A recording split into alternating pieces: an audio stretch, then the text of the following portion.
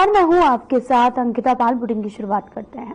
उत्तराखंड के कई हिस्सों में आदिशक्ति मां गिरिजा भवानी राज राजेश्वरी नवदुर्गा के मेलों का आयोजन हुआ। बड़े धूमधाम से आयोजित किया जा रहा है। इसी क्रम में ढोल दमाऊ की वैदिक थापों पर भूमियाल देवता के प्रतीक निशान की अगुवाई में देवी देवताओं के पशुओं और महिला और पुरुषों ने पवित्र पिंडर नदी के तट पर आकर गंगा स्नान किया है। नवरात्र मंदिर स्थल के पवित्र गंगा जल को भरकर लेकर गए हैं।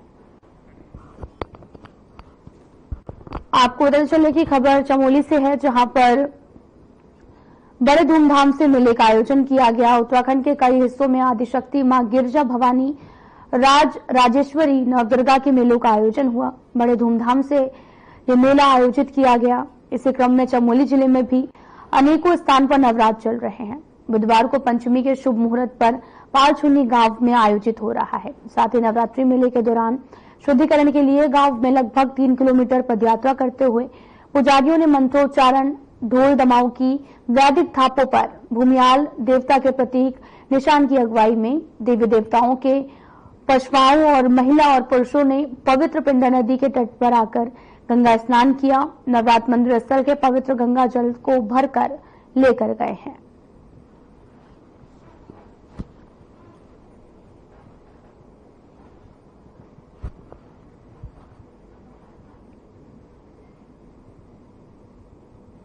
बरसों से जब हम पैदा नहीं उससे पहले से हमारे नवरात्र कार्यक्रम 9 दिन का नवरात्र होता है। सुबह और शाम पूजा होती है। और आज जो पंचमी का पर्व है वो हमारे देवी देवता के वो आज स्नान करने के लिए यहाँ आते हैं, गंगा स्नान करने के लिए। उसके बाद यहाँ पूरे क्षेत्र में अपना भ्रमण करके शाम को अपने स्थान में पहुंचती है। और जैसे कि आपको विदित है कि आज पंचमी का पर्व है, कल छठी और परसों काली अपना रूप लेती है। उसके बाद अष्टमी और नवमी के दिन पूरा होता है। 10वीं के दिन इसका समापन होता है यज्ञ आहुति के साथ। और सबसे बड़ी खुशी की बात यह है कि हमारे यहाँ की एक बालिका हमारे गांव की जो कि अभी डॉक्टर में निकली है, उसकी एक कल्पना थी कि हमारे यहाँ पे जब हनुमान जी भी अवतरित होते हैं तो हनुमान की मूर्ति स्थापित करी है, वो जो कल होगी। 2 तारीख से हमारे गांव में नवरात्र शुरू हुई है। आज पंचमी का दिवस है। हम पिंडर घाटी में स्नान करने के लिए बता रहे हैं। इसके बाद हम नगरांत करेंगे। नागपुर से टेंटोरा मानोरा होते हुए आधा गांव होते हुए पालछुनी शाम को मंदिर में जाकर फिर वही नाच होगा। फिर 11 तारीख को समापन होगा। सभी से हम ये कहना चाहेंगे कि आइए आप लोग थोड़ा देवी मां का आशीर्वाद प्राप्त करें।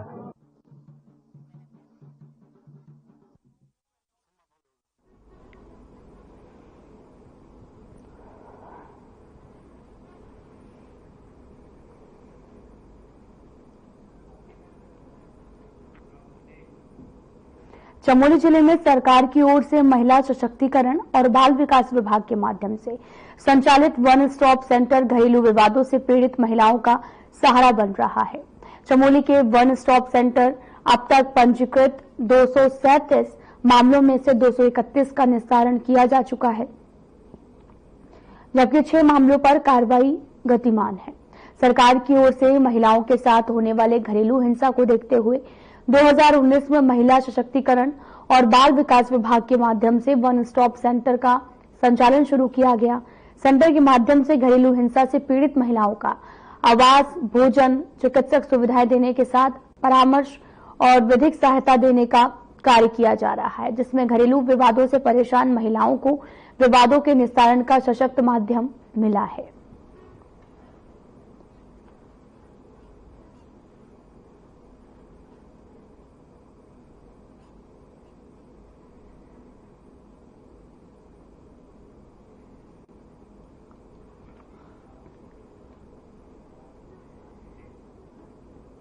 अल्मोड़ा बस हादसे में 38 लोगों की मौत हुई है, 27 घायल हुए हैं। सीएम धामी ने कड़े शब्दों में इस घटना में दोषियों पर कार्रवाई की बात कही है। सीएम धामी ने इस हादसे के मजिस्ट्रेट जांच के आदेश भी दे दिए हैं। जांच में सामने आया कि बस में 60 से ज्यादा लोग सवार थे, जबकि बस केवल 42 सीटर थी।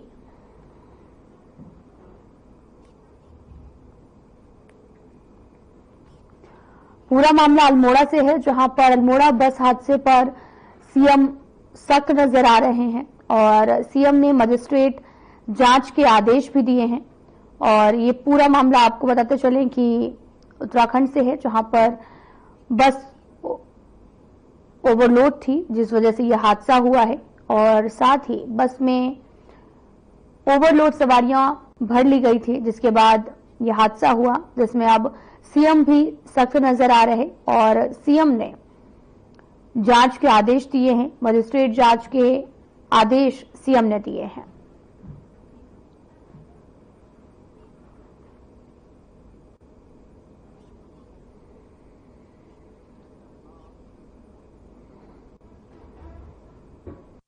की घटनाओं की पुनरावृत्ति न हो, इसके लिए जो है जो प्रेस बैरियर लगाए जाने थे, हम उसकी भी समीक्षा कर रहे हैं। कमिश्नर कुमाऊं इसकी मजिस्ट्रियल जांच कर रहे हैं। तो साथ में जहां जहां से ओवरलोड होकर जो ये गाड़ी निकली है, उन चौकियों की भी जो है हमने कहा है कि इन चौकियों का भी जो है पूछताछ करके अगर कहीं कोई दोषी पाया जाता है उन पर कार्रवाई की जाए। बाकी जो लोग इसमें दोषी हैं, जो विभाग संबंधित है, उस पर पूरी कार्रवाई करेंगे और जो व्यवस्थाएं कमी उन व्यवस्थाओं को करेंगे। अभी तो हमारा ये है कि जो घायल है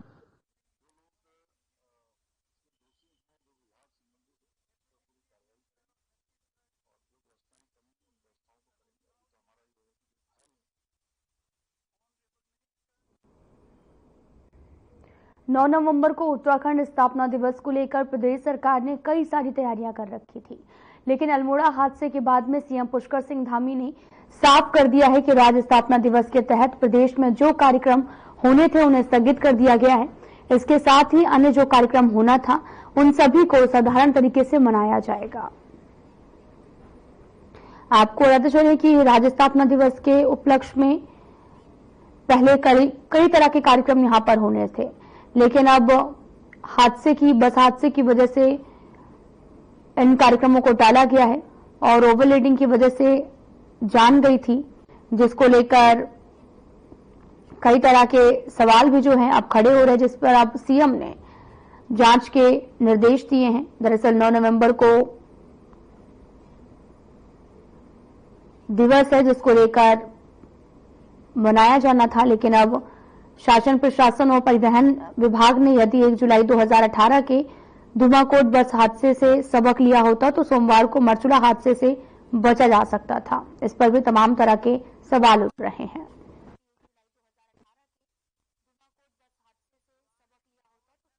और हमारा यही है कि वास्तव में बहुत हमारे लिए इतनी बड़ी घटना, बहुत प्रदेश में दुखद है। राज्य स्थापना के भी अनेक कार्यक्रम होने थे, सभी कार्यक्रमों को हमने कहा है कि चूंकि कल्चरल कार्यक्रम हमारा 8 तारीख को प्रस्तावित था, उस कल्चरल कार्यक्रम को अभी स्थगित कर दिया है इस शोक के कारण से।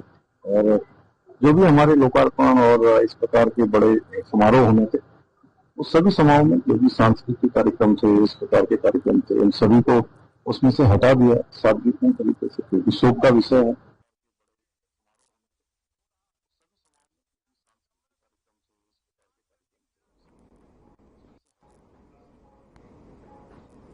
खबर देहरादून से है, जहां पर मुख्यमंत्री पुष्कर सिंह धामी ने retired major general GD Bakshi की पुस्तक ए हिस्ट्री ऑफ हिंदुइज्म का विमोचन किया है। मुख्यमंत्री ने इस अवसर पर अल्मोड़ा बस हादसे में दिवंगत हुए लोगों को श्रद्धांजलि देते हुए उनके परिजनों के साथ अपनी संवेदनाएं प्रकट की हैं।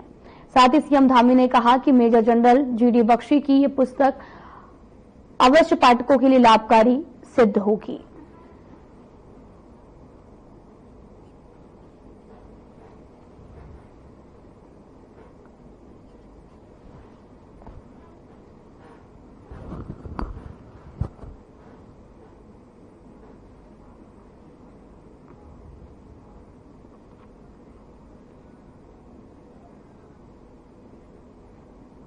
केदारनाथ उपचुनाव को अब महज 2 हफ्ते का समय रह गया है। ऐसे में बीजेपी ने अपनी तैयारियों को और तेज कर दिया है। पार्टी बूथ लेवल तक अपने मतदान को बढ़ाने को लेकर प्रयासरत है, जिसको लेकर बीजेपी प्रदेश अध्यक्ष महेंद्र भट्ट ने बताया कि हम केदारनाथ में बूथ केंद्रित रणनीति बना रहे हैं। बूथ स्तर पर कार्यकर्ताओं को कार्य सौंपा गया है। इसके साथ ही 40 स्टार प्रचारक भी मैदान में उतरेंगे।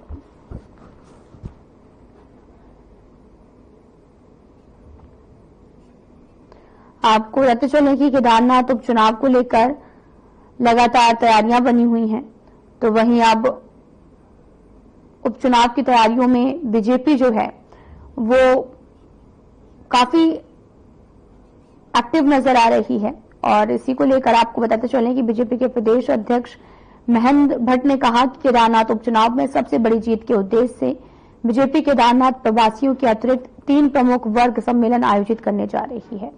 मुख्यमंत्री समेत सभी स्टार प्रचारकों के कार्यक्रम को भी अंतिम रूप दे दिया गया है।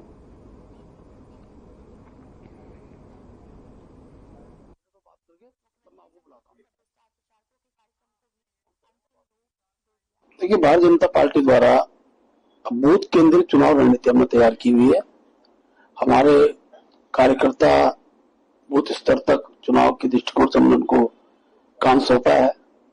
हमारे 40 स्टार प्रचारकों की भी कार्यक्रम तय कर दिए हैं और 3 बड़े सम्मेलन, जिसमें एक महिला सम्मेलन, एक अनुसूचित जाति का सम्मेलन, एक पूर्व सैनिक सम्मेलन।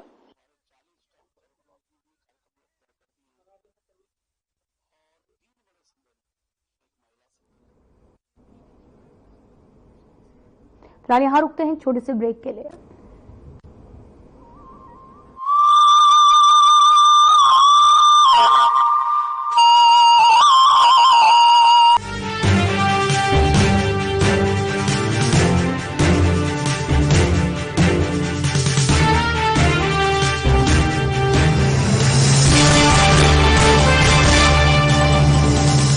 भारत माता की सुरक्षा में जिन सपूतों ने लहू बहाया है, उनके आश्रितों का दायित्व धामी सरकार ने उठाया है। मुख्यमंत्री पुष्कर सिंह धामी ने लिया है शहीदों के परिजनों को स्वावलंबी एवं आर्थिक तौर पर सबल बनाने का संकल्प, जिसके तहत सैनिक कल्याण की दिशा में कई प्रभावशाली एवं ऐतिहासिक निर्णय लिए गए हैं। सबसे पहले तो शहीद के परिवारों को मिलने वाली अनुदान राशि को बढ़ाया गया है, जिसके चलते अब बलिदानियों के आश्रितों को 10 नहीं बल्कि सरकार द्वारा 50 लाख की वित्तीय मदद दी जाएगी। इसके अलावा शहीदों के आश्रितों को सरकारी विभागों में नियुक्ति दी जाएगी। यही नहीं, सरकारी नौकरी के लिए आवेदन करने की समय सीमा को भी 2 साल से बढ़ाकर 5 साल किया गया है। मैं किरण रतूड़ी, शहीद श्री राकेश चंद्र रतूड़ी जी की पुत्री, मुख्यमंत्री श्री पुष्कर सिंह धामी जी का आभार व्यक्त करती हूँ, क्योंकि उनकी सरकार ने कहीं पर भी हमें अकेला नहीं पड़ने दिया। उनकी सरकार द्वारा हमें पूरा सहयोग दिया गया, वह सम्मान दिया गया। इतना ही नहीं, उत्तराखंड में देश के पहले सैन्य धाम का निर्माण भी करवाया जा रहा है। साथ ही किया जा रहा है अग्निवीरों के लिए सरकारी सेवाओं में आरक्षण की व्यवस्था का प्रावधान। कहना गलत नहीं होगा कि उत्तराखंड में सैनिक कल्याण को पहली प्राथमिकता दी जा रही है।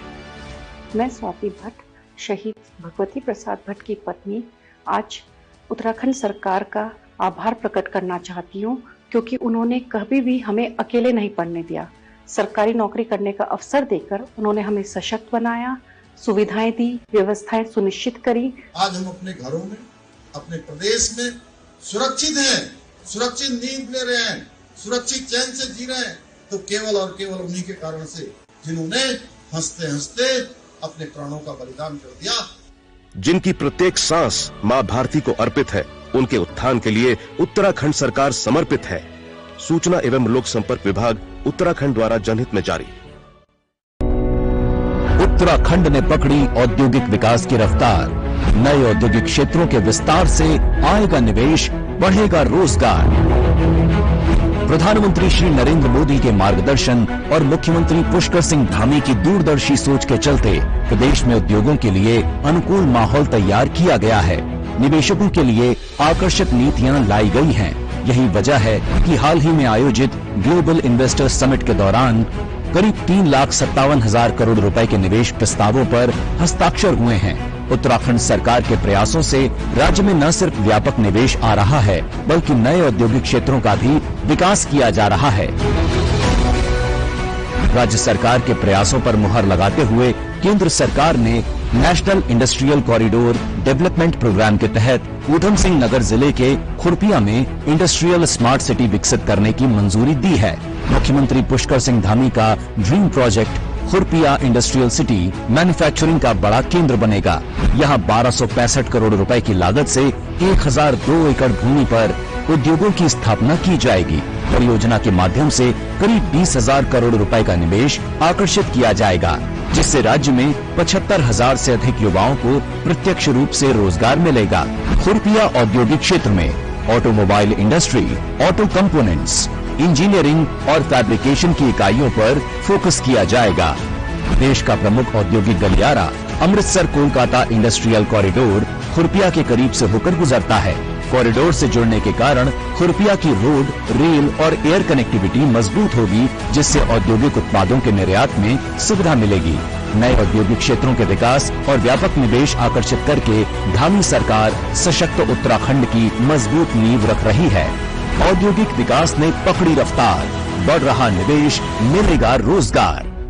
मुख्यमंत्री पुष्कर सिंह धामी के नेतृत्व में राज्य सरकार ने बढ़ाए प्लास्टिक मुक्त उत्तराखंड की दिशा में मजबूत कदम। डिजिटल डिपॉजिट रिफंड सिस्टम लागू करने वाला देश का पहला राज्य बना उत्तराखंड।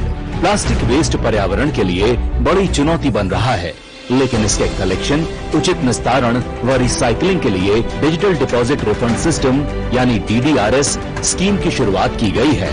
राज्य प्रदूषण नियंत्रण बोर्ड इस योजना का संचालन कर रहा है। प्लास्टिक रैपर्स या प्लास्टिक बोतलों को DDRS सेंटर पर जमा कीजिए। इनमें लगे QR कोड स्कैन कीजिए। स्कैन के बाद प्रत्येक प्लास्टिक वेस्ट पर आपके खाते में एक निश्चित धनराशि आ जाएगी। उत्तराखंड के धार्मिक स्थलों को साफ सुथरा व प्लास्टिक मुक्त बनाने में DDRS सिस्टम बेहद कारगर साबित हो रहा है। इसके जरिए धार्मिक स्थलों, पर्यटन स्थलों और पहाड़ी क्षेत्रों में प्लास्टिक कचरे को एक जगह आसानी से इकट्ठा किया जा सकेगा, यानी सिंगल यूज्ड प्लास्टिक वेस्ट का सही निस्तारण करते हुए साफ सफाई के साथ कमाई भी की जा सकती है। मुख्यमंत्री पुष्कर सिंह धामी के निर्देशों पर उत्तराखंड में सिंगल यूज्ड प्लास्टिक और पॉलीथीन को बैन किया गया है। हम सभी को अपने अपने स्तर पर अपने शहर और अपने गांव को, अपने मोहल्ले को साफ सुथरा रखने का प्रयास करना पड़ेगा। अपने आसपास स्वच्छता का वातावरण बनाना होगा। प्लास्टिक वेस्ट की रिसाइकलिंग और रीयूज करते हुए सही निस्तारण किया जा रहा है। देहरादून में प्लास्टिक को रिसाइकिल करके बेंच, शेड और इंटरलॉकिंग टाइल्स बनाई जा रही हैं।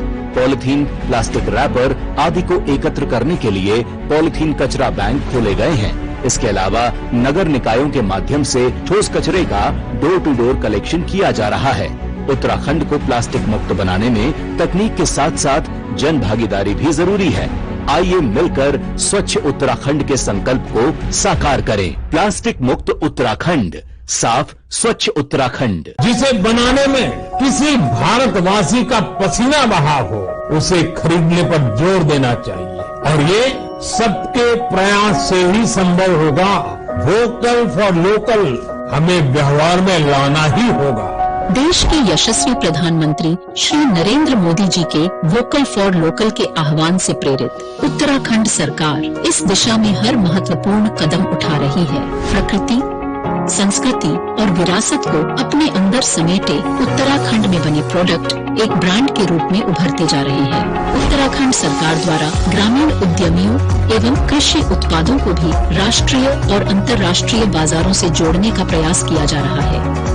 उत्तराखंड सरकार द्वारा लॉन्च किया गया हाउस ऑफ हिमालयास ब्रांड क्षेत्र के प्रामाणिक हस्तशिल्प उत्पादों को बढ़ावा दे रहा है। वहीं उत्तराखंड देश का पहला राज्य बन गया है जिसे एक दिन में सबसे अधिक 18 GI टैग मिले। ये सभी प्रयास उत्तराखंड सरकार के वोकल फॉर लोकल के प्रति प्रतिबद्धता का प्रमाण है। लोकल उत्पादों को अपनाकर हम न केवल उत्तराखंड की विरासत को सहेज रहे हैं, बल्कि स्थानीय लोगों को आर्थिक रूप से सशक्त भी बना रहे हैं। आइए इस त्योहार स्थानीय उत्पादों को अपनाकर उत्तराखंड की प्रगति में अपना योगदान दें और साथ मिलकर एक आत्मनिर्भर और समृद्ध उत्तराखंड बनाएं।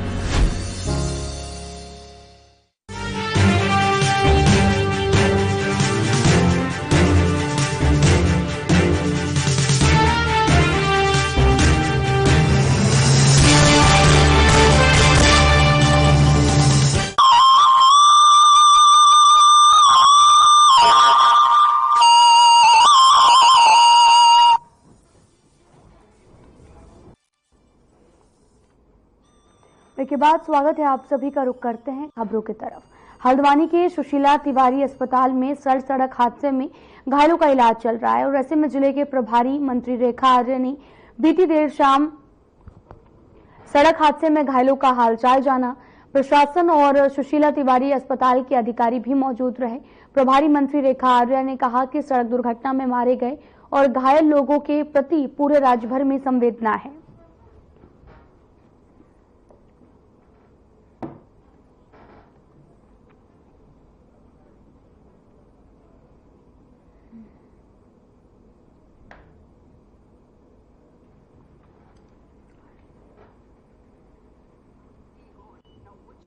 मथुरा की जो घटना हुई है, निश्चित रूप से हम एक उत्तराखंडी भाई बहन की घटना से बहुत दुखी है।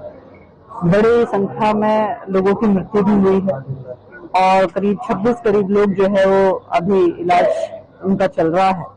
उसी परिप्रेक्ष्य में आज सुशीला तिवारी आना भी हुआ है और सुशीला तिवारी में एडमिट हमारी चाहे वो महिलाएं हों अथवा हमारे पुरुष भाई हों,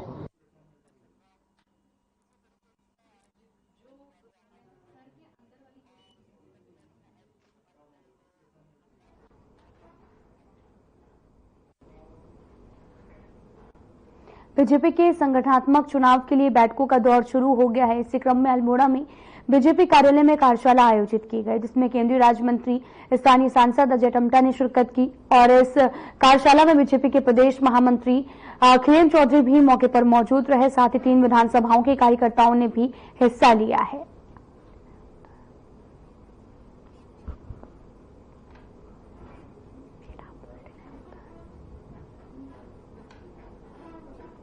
आपको बताते चले कि सड़क हादसे को दुर्भाग्यपूर्ण बताया है। मंत्री अजय टम्टा ने शिरकत की थी और तस्वीरें आपको दिखा रहे हैं जो कि अल्मोड़ा से हैं, जहां पर सड़क हादसे को काफी ज्यादा दुर्भाग्यपूर्ण बताया है। आपको बताते चलने कि अल्मोड़ा के सल्ट में एक बस खाई में जाकर गिर गई। इस दौरान बड़ा हादसा हो गया और हादसे में कई लोग घायल हुए हैं।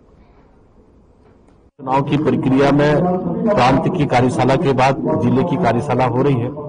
इस कार्यशाला में वो सभी हमारे जिले अल्मोड़ा के 3 विधानसभाओं के सभी मंडलों के कार्यकर्ता आज इस वर्कशॉप में हैं। इसके बाद हमारे मंडल की वर्कशॉप और उसके बाद नीचे की हमारी कार्यकारिणी और बूथ की कमेटियां गठित होंगी और ये एक चुनाव की प्रक्रिया है। ये संगठनात्मक एक बैठक है, बहुत महत्वपूर्ण है।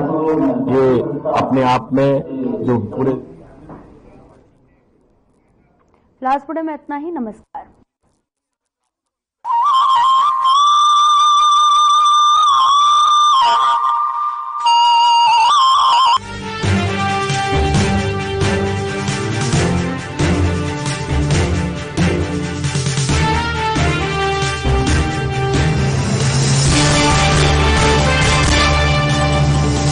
मुख्यमंत्री